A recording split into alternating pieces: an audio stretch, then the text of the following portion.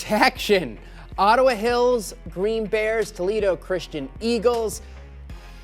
Early possession, Carter Kester brings the ball up, dishes it to Kanye Gaston. Off to the right, drives to the hoop and lays it in. Green Bears Chase Miller.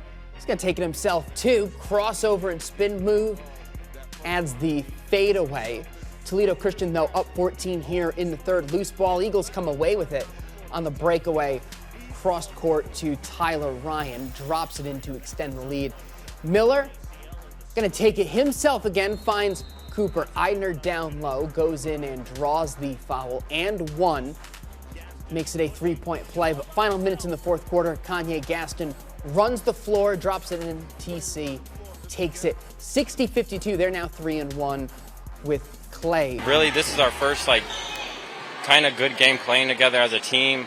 We just need to work on chemistry, keep getting better, and moving our feet on defense and talking. Our game plan was just to get the ball moving, and on defense, just move your feet and get your hands out and don't foul. And tonight, I think we did that, but at the end, it got a little tight, but we pulled it through. Mason Lowry, John Hobbs have more. Well, you know, the first half of this game, very much a first half of runs. Ottawa Hills, they come out with their hair on fire. They score the first 11 points. It was mostly Toledo Christian from that point on. Well, what happened was Toledo Christian, recognizing the dribble drive of Ottawa Hills, changed their defense and went to a zone. That 2-3 zone clogged the middle, forced Ottawa Hills to shoot from outside, and Toledo Christian was able to get up and down the floor and make it a game of athleticism versus standing around and trying to make something happen. I want to talk about the Toledo Christian guys that can drive. Kanye Gaston, back from last year. Carter Kester as well. They've added Kalon Butler, a junior, into the mix who was a big-time scorer on their junior varsity team last year.